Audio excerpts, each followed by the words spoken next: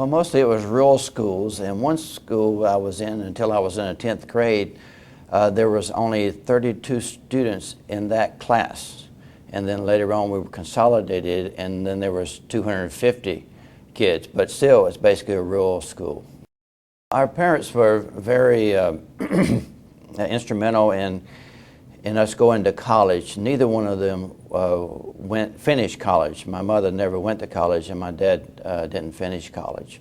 And we had a lot of kids. There were 5 kids in our 5 boys and 2 girls in our family, and so we knew in order to get ahead, we had to get education. And my parents should be commended for getting all those kids through college. I was the only one that got a PhD, but 3 of my brothers got a master's degree, and everybody went through college.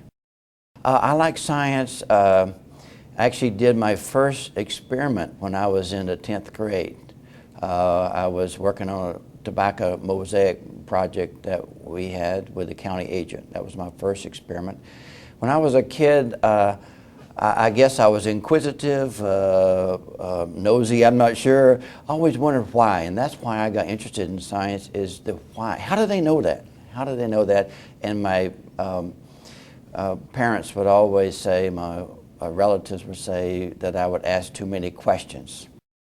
I enjoyed the classes I did well in. It was more difficult for me to read, and so that was more difficult classes. I had a little problem with foreign language because of that, but the classes I excelled in was math and science. I made A's in math, but other subjects, French, for example, I wasn't very good in, and the English language arts, if we had to read stories, I'd drop to a B, but on grammar, I'd go to an A. So I switched back and forth depending upon what we were covering. And then one thing I could do is memorize, and so science is a lot of memorization of materials that you then can call back later on. And also in English language arts and speech, those activities, I was a little afraid to get up and talk to the kids, but I finally got over that. It was in the FFA, Future Farmers of America, that I was involved in a project where on my uncle's farm they had a mosaic, which a black shank we called it, which killed the tobacco, and so we had different varieties of the tobacco that put into that same field, and try to figure out which variety would be able to make the maximum yield in that one contaminated field. One of the things that I've always wanted to do was to invent something and also to help the community. I thought that farmers needed help, and this is science is a way that you can kind of invent your experiments. You doing things right at the edge that no one else knows what the answer is of that particular experiment that you're conducting. Oftentimes you have to modify your equipment so you'll be able to make the measurements you are. That's a type of invention. One of the things I always wanted to do was invent something useful, like a clothespin that's so useful but so simple. And then also to give back to the community is what a public servant, and that's kind of what you are as a scientist. We're free with the information. We try to find out what does good for the people and give that information out. I'm involved with the Partnership for Environmental Education and Rural Health, which is a grant from the National Institute of Environmental Health Science. That institute in the government deals a lot with prevention, as opposed to some other institutes that work on how to solve a problem once you're sick. And so therefore, they were one of the first ones that came out with the K-12 program to try to stimulate kids to become scientists, to increase their academic performance is what we're trying to do with.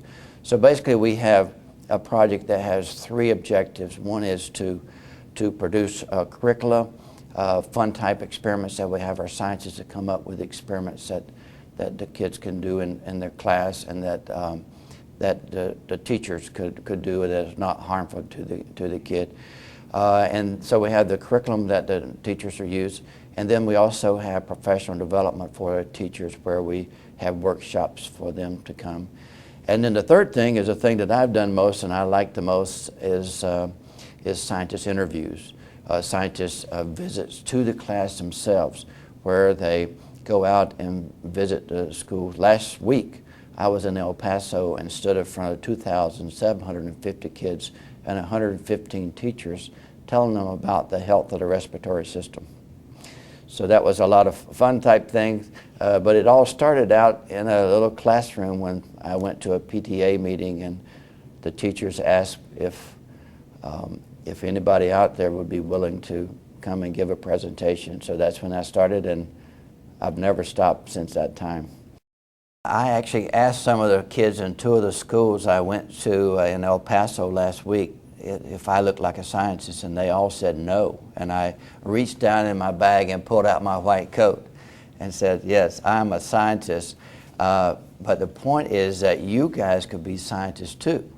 And that I had no idea of being a scientist. I guess maybe in the back of my mind, but I didn't think that I'd ever be a college professor or a scientist. It really wasn't planned. But science is used in a lot of fields, like forensic science. Anytime you test something is a type of a science where you use a scientific method. And so I figured I'd do something like that because I always wondered why things happen, and more importantly, how do they know that? How do they know that cigarette smoking causes cancer? And the how is what made me interested in science. I do have free time, and I like to play badminton. And my son, who was in the second grade at one time, is now a sophomore here at Texas A&M. And he and I were on a badminton intramural tournament, and we got up to the finals as a son and father tournament pair that we were in. So I like to play badminton. We also have horses that I mostly feed and scoop, but I have driven horses before with a cart, and that's a lot of fun. If you want to be a scientist, you need to have a lot of math and a lot of science. So they should take a lot of math and science in school. Emerson said a word of wisdom that character is higher than intellect. That's what I would like to leave, I guess.